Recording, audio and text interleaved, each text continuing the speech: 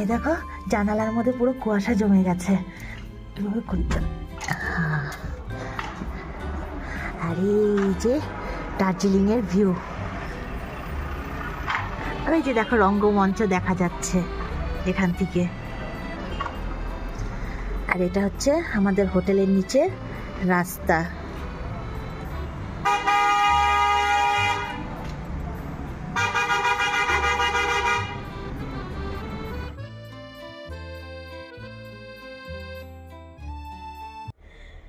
Good morning বন্ধুরা, দেবমিতা ভক্তা ব্লগসে তোমাদের সবাইকে স্বাগত। আশা করি তোমরা সবাই ভালো আছো। হ্যাঁ, আমিও ভালো আছি।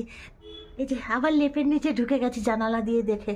আর তোমাদের দাদা ভাই তো এখনও বেড়ায়নি, এখনও লেপের নিচেই আছে। আজকে হচ্ছে আমাদের সেকেন্ড ডে দার্জিলিংয়ে। আজকে হচ্ছে আমরা সাইট সিন করবো, কিন্তু তার আগে ব্রেকফাস্ট করব, রেডি হব, রেডি হয়ে তারপর বাড়াবো। তো কি করব না করব সবটাই তোমাদের সাথে শেয়ার করব। ব্লগটা স্কিপ না করে পুরোটা দেখবে, তাহলে সাথে থাকো, দেখতে থাকো। গুড মর্নিং তো বলো। ও গুড মর্নিং। চলো সাথে থাকো। আমাদের সকালে ব্রেকফাস্ট চলে এসছে। সকালে ব্রেকফাস্টে আছে হচ্ছে আমাদের আলু পরোটা, তার সাথে আমার ছেলে সস দিয়ে খেতে ভালোবাসে। ছেলে একা না, ছেলের সাথে আমি সস দিয়ে খেতে ভালোবাসি। আর তার সাথে আছে আমাদের গরম গরম চা। আর ওইদিকে দেখো তোমাদের দাদা ভাই নাজারা দেখছে আর গান করছে। ওখানে গিয়ে কোনো চুড়াল চলে আসবে, এসে বলবে ও মাই গড मैं फिदा हो गई। ওইদিকে কোথায় যাবো? ঠিক আছে,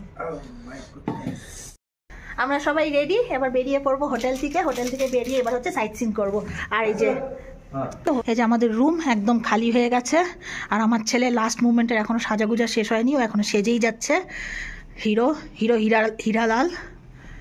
চলো এবার দার্জিলিংকে এখনও টাটা বাই বাই করার সময় হয়নি, ঘন্টাখানিক এখনও আছি, তারপর হচ্ছে টাটা বাই বাই করে চলে যাবো শিলিগুড়ি।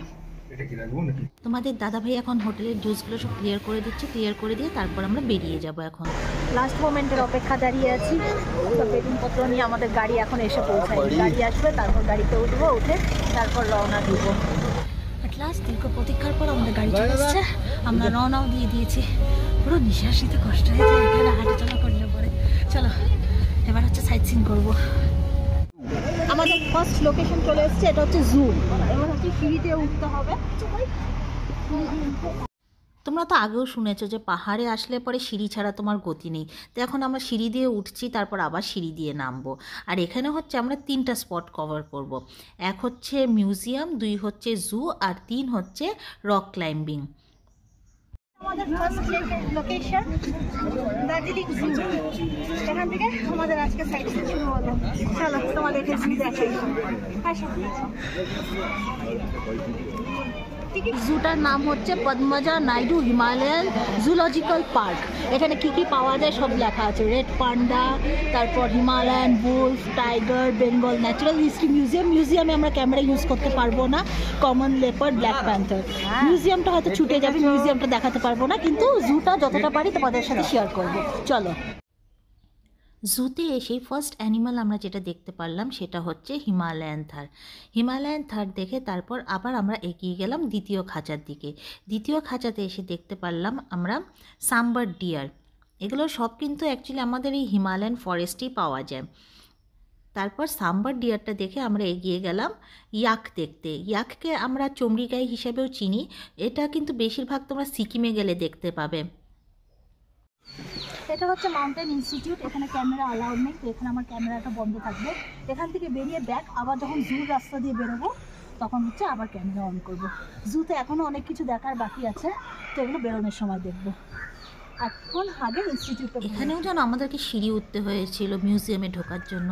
কিন্তু একটা আফসোস জানো, এই মিউজিয়ামে যদি একটু ক্যামেরা অ্যালাউ করতো তাহলে পরে তোমাদেরকে দেখাতে পারতাম মিউজিয়ামের ভেতরটা এত সুন্দর ছিল আর এত কিছু শেখার মতন ছিল যে বলার কথা না।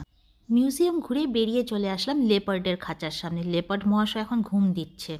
আর লেপার্ড দেখে তারপর চলে আসলাম হচ্ছে আমরা এটা ব্ল্যাক লেপার্ডের খাঁচার সামনে। যে লেপার্ডটা ফার্স্টে দেখালাম ওটা মাঝে মধ্যেই দেখা যায়, কিন্তু এই ব্ল্যাক লেপার্ডটা না খুব কম দেখা যায়, মানে খুব ভাগ্য ভালো থাকলে পরেই একমাত্র এই ব্ল্যাক লেপার্ড মানে চোখে পড়ে, নাহলে পরে ব্ল্যাক লেপার্ড খুব একটা চোখে পড়ে না। এটা না একদম গভীর জঙ্গলের ভেতরে থাকে। তো আজকে হচ্ছে আমি এখানে জুতে এসে ব্ল্যাক লেপার্ডটা দেখে নিলাম। এর আগেও দেখেছি, তো এবার তোমাদের সাথে দেখলাম, তো ব্ল্যাক লেপার্ড দেখে তারপর আমরা এগিয়ে গেলাম পাখির খাঁচার দিকে। তো পাখির খাঁচা আমরা ওখানে খুব একটা ঘুরিনি, খালি একটা পাখি দেখেই চলে এসেছি। তারপর আবার বেরিয়ে চলে আসলাম আমরা যেখানে নাকি অ্যানিমালসগুলো রাখা আছে ওখানেই। কিন্তু এবার যেন আমি না রয়্যাল বেঙ্গল টাইগারটা দেখতে পেলাম না। এর আগের বার যখন এসেছিলাম তখন রয়্যাল বেঙ্গল টাইগার দেখে গেছিলাম, কিন্তু এবার ছিল না। ঘুরে ফিরে আবার চলে আসলাম লেপার্ডের খাঁচার সামনে। এর আগের বারটা সামনে দিয়ে দেখেছো, এবার পেছন দিয়ে দেখো, ওর লেজটা দেখেছো কত মোটা, বাপরে। লেপার্ড দেখে চলে আসলাম হিমালয়ান উলফের খাঁচার সামনে। দেখো হিমালয়ান উলফগুলো দেখতে কি সুন্দর লাগছে না, একদম যেন হাস্কির মতন। আমি শুনেছি হাস্কির ব্রিডটাও বলে এই হিমালয়ান উলফের থেকেই হয়েছে। তো চলো হিমালয়ান উলফ দেখে এবার এগিয়ে গেলাম আমরা বিয়ারের খাঁচার সামনে। বিয়ার মহাশয় সেই রোদের মজা নিচ্ছে, একজন এখানে ঘুমিয়ে আছে আর একজন এখানে ঘুমিয়ে আছে। বিয়ারটাকে কিছুক্ষণ দাঁড়িয়ে দেখলাম, দেখে নিয়ে তারপর এবার হচ্ছে আমরা জুর থেকে বেরিয়ে যাব, কেন কি এখানে অনেক লেট হয়ে গেছে, অন্য স্পটগুলোও কভার করতে হবে। বেরিয়ে এই বিল্ডিংটা চোখে পড়লো আমার, এটা কি জানো, এটা হচ্ছে গভর্নমেন্ট কলেজ। এবার চলে আসলাম আমাদের 4th স্পটে। এটা হচ্ছে এখানে দুটো স্পট একসাথে আছে, একটা হচ্ছে জাপানিজ টেম্পল আর একটা হচ্ছে পিস পাগোডা। এখানে এসেও আবার সেই সিঁড়ি সিঁড়ি সিঁড়ি সিঁড়ি, খালি সিঁড়ি চড়ে যাচ্ছি আর সিঁড়ি চড়ে যাচ্ছি। এবার প্রথম স্পট হচ্ছে আমাদের এখানে জাপানিজ টেম্পল। এটার নাম জাপানিজ টেম্পল কেন হয়েছে তা তো জানি না, বোধহয় জাপানিজরা এসে বানিয়েছিল তার জন্যই এটার নাম বোধহয় জাপানিজ টেম্পল হয়ে গেছে। এই সাদা রঙের বিল্ডিংটা হচ্ছে তোমার জাপানিজ টেম্পল। তো এখানে আমরা ঢুকিনি, কেন কি এখানে হচ্ছে জুতো খুলে ঢুকতে হবে, আর জুতো খোলাটা না আমার জন্য বিশাল বড় একটা মুশকিলের কাজ। তো আমরা জাপানিজ টেম্পলটাকে বাইরের থেকেই দেখে নিলাম, দেখে নিয়ে এবার হচ্ছে আমরা পিস পাগোডার দিকে এগিয়ে যাচ্ছি। এখানেও প্রচুর সিঁড়ি উঠতে হয়েছে, সিঁড়ি উঠতে উঠতে মানে পা ব্যথা হয়ে গেছিলো, 100খানা সিঁড়ি উঠে ফেলেছে, কিন্তু তাও এখনও মানে মেন বিল্ডিং যেটা মেন যেখানে বুদ্ধদেবের মূর্তিটা আছে ওখানে এখনও পৌঁছাতে পারিনি। এবার এখানে ওঠার জন্য জুতো খুলতে হবে। এবার মোটামুটি একটা আইডিয়া হয়ে গেছে যে জায়গাটার নাম পিস পাগোডা কিসের জন্য হয়েছে। এত সিঁড়ি উঠতে হচ্ছে, সিঁড়ি ওঠার পর মানুষের ভেতরে আর দম থাকছে না কোনো কিছু করার, তার জন্য এটার নাম পিস পাগোডা। তো আমরা আর উপরে উঠবো না, এবার আমরা নিচে নেমে যাব নেক্সট স্পটের দিকে। চলো।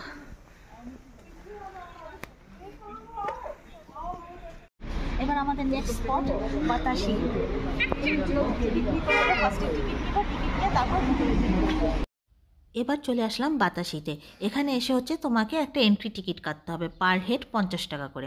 এন্ট্রি টিকিট কেটে আমরা ভিতরে ঢুকে গেলাম। বাতাসিটা হচ্ছে অ্যাকচুয়ালি তোমার একটা পার্ক আছে, সেই পার্কের মধ্যে হচ্ছে তোমার একটা শহীদ মিনার আছে আর টয় ট্রেনের লাইন আছে, যেই লাইনটা দিয়ে টয় ট্রেনটা হচ্ছে রাউন্ড করে ঘুরে তারপর যায়।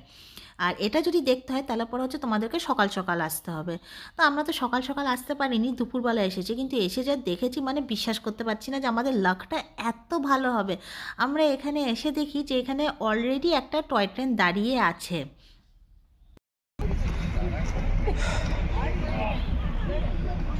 প্রচন্ড লাকি আমরা, এই যে টয় ট্রেন দাঁড়িয়ে আছে, এটা কিন্তু মানে সচরাচর দেখা যায় না। টয় ট্রেন দেখতে হলে পরে একদম সকাল সকাল আসতে লাগে 10টার আগে, কিন্তু আমাদের লাকটা অনেক ভালো, আমরা এসে টয় ট্রেন দেখতে পেলাম। এখানে এখান দিয়ে না টয় ট্রেনটা এভাবে রাউন্ড হয়ে যায়, খুব সুন্দর লাগে দেখতে। চলো আমার সাথে, তোমাদেরকে একটু টয় ট্রেনটা সামনের থেকে দেখাই যে টয় ট্রেনটা সামনের থেকে দেখতে কীরকম লাগে। আমি অবশ্য এখনও যেন টয় ট্রেনে উঠতে পারিনি, কিন্তু মনের খুব ইচ্ছে যে একবার টয় ট্রেনে উঠবো, কিন্তু এখনও অবধি ওঠা হয়নি। এই যে টয় ট্রেনটা দেখছো এটা কিন্তু ডিজেল ট্রেন, এটা কিন্তু অ্যাকচুয়াল তোমার ওই স্টিমটা না। এখানে তোমাদের দাদাভাইয়ের একটু ফটো সেশন চলছে, তো তোমার দাদাভাইয়ের সাথে আমিও একটু ফটো তুলে নিলাম কয়েকটা। এই যে ট্রেনটা দেখছো এটা হচ্ছে অ্যাকচুয়ালি বলতে গেলে প্যাসেঞ্জার ট্রেন, যেটা হচ্ছে নিউ জলপাইগুড়ির থেকে ছাড়ে। আর যেটা নাকি তোমার অ্যাকচুয়াল স্টিম ইঞ্জিন, সেটা হচ্ছে as a joy ride use হয়। তো ট্রেনটা এখন ছেড়ে দিচ্ছে, আমরা ট্রেনটাকে টাটা বাই বাই করে দিচ্ছি, ও এখন একদম তোমার ঘুম স্টেশনে গিয়ে থামবে। আর এই ট্রেনটা যখন ছেড়ে দিল তারপরে যে কি দেখলাম সেটা যেন নিজের চোখকে বিশ্বাস করতে পারছি না। যেই ডিজেল ট্রেন ছাড়লো তার পেছনেই চলে আসলো হচ্ছে স্টিম ইঞ্জিন, যেটা নাকি কয়লা দিয়ে চলে। মানে আমার চোখকে আমি বিশ্বাস করতেই পারছি না যে আমি একদিনে দুটো ধামাকা পাবো এরকম। এই স্টিম ইঞ্জিনটা হচ্ছে as a joy ride use হয়, এটা একদম তোমার এনজিপির থেকে তোমাকে ঘুম স্টেশন অবধি পৌঁছাবে না, ও ধরো একটা একটা করেই স্টেশন তোমাকে নিয়ে যাবে। দেখো ভিতরে কি সুন্দর করে কয়লাগুলো ঢাললো, ঢেলে আবার মুখটা বন্ধ করে দিল। এত এক্সাইটেড লাগছে না, এগুলো দেখে বলার কথা না। মনে হচ্ছে কি এখনই যেন আমি জয় রাইডের জন্য একটা টিকিট কেটে নিয়ে স্টিম ইঞ্জিনে বসে পড়ি। কিন্তু এবছর তো আর হবে না আমার জয় রাইডে বসা, কেন কি আমাদের দার্জিলিংয়ের ট্রিপ বলতে গেলে মোটামুটি শেষ হয়ে এসছে। তো দেখি লাইফে যদি থাকে তাহলে অবশ্যই বসবো স্টিম ইঞ্জিনে। স্টিম ইঞ্জিনটাও ছেড়ে দিল, চলো স্টিম ইঞ্জিনকেও টাটা বাই বাই করে দিই।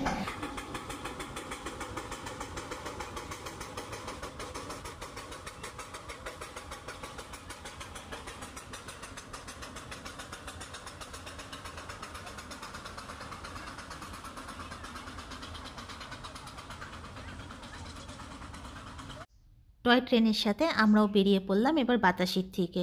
সকাল থেকে ঘুরেই যাচ্ছি, খাওয়া দাওয়া বলতে এখনও কিছু হয়নি।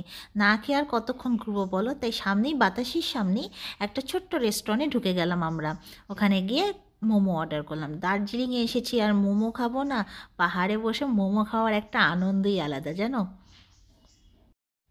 খাওয়া দাওয়া করে আবার বেরিয়ে পড়লাম আমাদের নেক্সট স্পটের দিকে। মনে পড়ে আগের ব্লগে তোমাদেরকে একটা কথা দিয়েছিলাম, হ্যাঁ এখন সেই কথাটা রাখতে চলে এসেছি। এখন কোথায় যাচ্ছি আমরা জানো? এখন যাচ্ছি হচ্ছে আমরা সেঞ্চল দেবী মন্দির। এই রাস্তাটা দেখেছো? রাস্তাটা দেখে না আমার না সেই যেন 18 বছর আগের কথাগুলো সব মনে পড়ে যাচ্ছে। রাস্তার ধারে এই পাইন ট্রিগুলো দেখে মনে হচ্ছে যেন ওরা যেন আমার অপেক্ষায় দাঁড়িয়েছিল। 18 বছর পরে আবার আসবো আমি ওদের সাথে দেখা করতে। একটু একটু করে আগাচ্ছি আর মনে হচ্ছে যেন পুরনো কথাগুলো সব চোখের সামনে ভেসে উঠছে। আমরা যেন পালিয়ে বিয়ে করেছিলাম, আর যখন আমরা বিয়ে করেছিলাম তখন বলতে গেলে আধা রানাঘাট আর আধা শিলিগুড়ি ঘুম উড়ে গেছিল ভয়ে। কোনো সময় যদি সুযোগ পাই তাহলে অবশ্যই আমাদের বিয়ের কাহিনী তোমাদেরকে শোনাবো।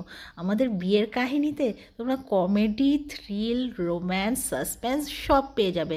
এক কথায় বলতে পারো যে সঞ্জয় লীলা ভনসালী আবার একটা স্ক্রিপ্ট পেয়ে যাবে মুভি বানানোর জন্য। দেখতে দেখতে কীভাবে যে সময়টা কেটে যায় বোঝা যায় না। 18টা বছর পার করে দিলাম। 18 বছর পর আবার আসছি সেই একই রাস্তায়। মনের মধ্যে যেন একটা আলাদাই আনন্দ। আবার মায়ের সাথে দেখা হবে। আমাদের তো হঠাৎ বিয়ে হয়েছিল, সেরকম কোনো প্রিপারেশন ছিল না। কিভাবে বিয়ে হবে, কেমন করে বিয়ে হবে, মানে একটা আলাদাই ভয় কাজ করছিল। রাস্তাগুলো আগের থেকে অনেক চেঞ্জ হয়ে গেছে। আগে এতটা পাকা রাস্তা ছিল না, এখন পাকা রাস্তা করে দিয়েছে। ও একটা জরুরি কথা বলতেই তো ভুলে গেছি। এখানে আসার সময় হচ্ছে তোমাদেরকে একটা এন্ট্রি টিকিট নিতে হবে, পার হেড 70 রুপিস করে। এই মন্দিরটা অ্যাকচুয়ালি ফরেস্ট ডিপার্টমেন্টের আন্ডারে পড়ে, তার জন্য এখানে এন্ট্রি দিয়ে তারপর ঢুকতে হবে। রাইট হ্যান্ডে যে একটা গেট দেখলে ওটা ছিল হচ্ছে মন্দিরের গেট। এই রাস্তাটা দিয়ে একদম সিধা চলে গেলে হচ্ছে তোমার টাইগার হিল, যেখান থেকে নাকি সানরাইজটা দেখা হয়। আর লেফটে নিচের দিকে চলে গেলে হচ্ছে সেঞ্চল দেবী মন্দির। আমরা বিয়ে করে তারপর টাইগার হিলে গেছিলাম যেন ঘুরতে, কিন্তু সানরাইজ দেখতে পারিনি, কেন কি বিয়ে করে বেরোতে বেরোতে আমাদের দুপুর হয়ে গেছিলো। এই মন্দিরটাকে অ্যাজ এ স্পট হিসাবে ধরা হয় না, কিন্তু হ্যাঁ তোমরা যদি এই মন্দিরটাতে আসতে চাও তাহলে পরে বলবে এখানকার লোকাল ড্রাইভারদেরকে যে টাইগার হিলের নিচে যে মন্দিরটা আছে সেই মন্দিরটা একটু আমাদেরকে দেখিয়ে দিবে, তাহলে পরে লোকাল ড্রাইভাররা সেই মন্দিরটাতে নিয়ে গিয়ে তোমাদেরকে মন্দির দর্শন করিয়ে দিবে। অ্যাট লাস্ট অপেক্ষার অবসান ঘটলো। যেটা তোমাদেরকে দেখানোর আমার প্রচণ্ড ইচ্ছা ছিল সেই জায়গাটাতে এসে পৌঁছেছি। এটা হচ্ছে সেঞ্চল দেবী মন্দির। এখানে হচ্ছে 18 বছর আগে তোমার দাদা ভাইয়ের সাথে আমার বিয়ে হয়েছিল। 18 বছর আগে বলা যায় না, 18 বছর হয়েছে আমাদের বিয়ে হয়েছে। এই সেই মন্দির যেখানে আমরা বিয়ে করেছি। এই যে বাইরে যে হনুমান মন্দিরটা দেখছো,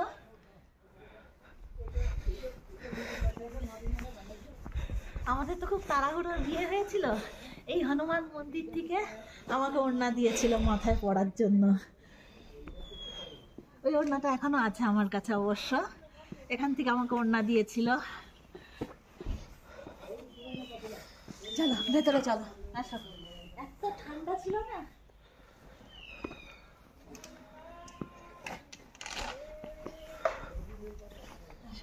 আগে এখানে জুতোটা খুলে নিই। জুতোটা খুলে নিয়ে তারপর তোমাদেরকে পুরো মন্দিরটা ঘুরে দেখাবো।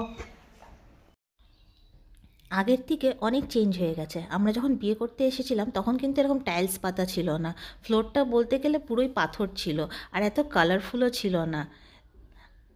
লেফট হ্যান্ডে দেখো সব চুড়ি বেঁধে রেখেছে, এগুলো বোধহয় সব মানসিকের জন্য, সবার এক একটা করে মানসিক আছে এখানে। চলো এগিয়ে যাই। রাইট হ্যান্ডে ছোট ছোট অনেক মন্দির আছে, কিন্তু সেই মন্দিরগুলোতে এখন আমরা ঢুকবো না। এখন আমরা যাবো হচ্ছে মেন মন্দিরটাতে, কেন কি বিকেল হয়ে এসছে আর বেশিক্ষণ আমরা থাকতে পারবো না। চারিদিকে সব কিছু চেঞ্জ হয়ে গেছে, শুধু একটা জিনিসই চেঞ্জ হয়নি, সেটা হচ্ছে ঠান্ডা। এর আগের বারে যখন এসেছিলাম না, তখনও ঠান্ডায় মানে ফ্লোরের মধ্যে পা রাখতে পারছিলাম না। এবারও সেই একই কেস, ঠান্ডায় ফ্লোরের মধ্যে একদম পা রাখতে পারছি না। ঠান্ডাটা কোনো মতেই চেঞ্জ হয়নি। এই যে মন্দিরটা, আগে যখন এসেছিলাম তখন না এই ফ্লোরটা না পুরো কাঠের ছিল, এখন পাকা করে দিয়েছে। এখানেই দাঁড়িয়ে আমরা বিয়ে করেছিলাম। যেই পুরোহিত আমাদের বিয়ে করিয়েছিল সেই পুরোহিতের সাথে তো দেখা হলো না, তবে হ্যাঁ মায়ের সাথে দেখা করলাম।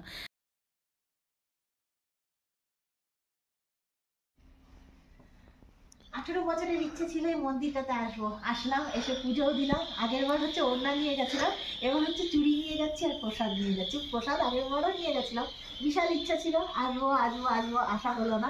তবে হ্যাঁ ছেলেকে নিয়ে আসলাম, ছেলেকে দেখিয়ে যাচ্ছি মন্দির। দেখি এবার ভগবান যদি কৃপা করে তাহলে পরে নেক্সট টাইম হচ্ছে ছেলের সাথে ছেলের বউকেও নিয়ে আসবো, বউকে নিয়ে এসে এই মন্দির দর্শন করে নিয়ে যাব। তো চলো, আমাদের দার্জিলিং ট্রিপ বোধহয় এখানেই শেষ হচ্ছে। এবার হচ্ছে শিলিগুড়ি যাওয়ার পালা। এবার শিলিগুড়ি যাব আমরা, আবার আসবো অবশ্যই। যতই একটু একটু করে শিলিগুড়ির দিকে আগাচ্ছি ততই যেন মনটা খারাপ হয়ে যাচ্ছে। আবার সেই একঘেয়া জীবনে ফিরে যেতে হবে, দোকান বাড়ি বাড়ি দোকান। সময়টা এত তাড়াতাড়ি কেটে গেল বুঝতেও পারলাম না। চলে এসেছি বাড়িতে, এখন হচ্ছে আবার বেড়াবো। শরীর প্রচণ্ড টায়ার্ড লাগছে। এখন বেরিয়ে হচ্ছে একটু মাছ নিয়ে আসবো, রাতে মাছ ভাজা দিয়ে ভাত খাবো। ওয়াইফাইয়ের টাকাটা দিয়ে আসতে হবে, ওয়াইফাইয়ের কানেকশন ইয়ে হয়ে গেছে, মানে ডেট হয়ে গেছে, ওয়াইফাই শেষ, ওটার টাকাটা দিয়ে আসতে হবে এই মাসের। আর একটু দুধ নিয়ে আসবো চা খাওয়ার জন্য। তো চলো, শরীর প্রচণ্ড টায়ার্ড, কথা বলতে ইচ্ছা করছে না। আজকের ব্লগটা এখানেই এন্ড করছি। আমার ব্লগটা প্লিজ একটা লাইক করবে। তোমাদের দাদাভাইয়ের অবস্থা খারাপ, ব্যাকগ্রাউন্ড থেকে মিউজিক দিচ্ছে। যদি আমার ব্লগটা ভালো লাগে একটা লাইক করতে ভুলবে না। যারা নতুন বন্ধু আছে প্লিজ আমার চ্যানেলটাকে একটু সাবস্ক্রাইব করে দিও। আর এভাবে আমার ভালোবাসার জন্য অনেক অনেক অনেক অনেক ধন্যবাদ। দেখা হবে আবার আরেকটা নতুন ব্লগের সাথে। ততক্ষণ আমি তোমরা সবাই ভালো থাকো, সুস্থ থাকো, আর এভাবে আমাকে ভালোবাসতে থাকো। চলো টাটা, গুড নাইট।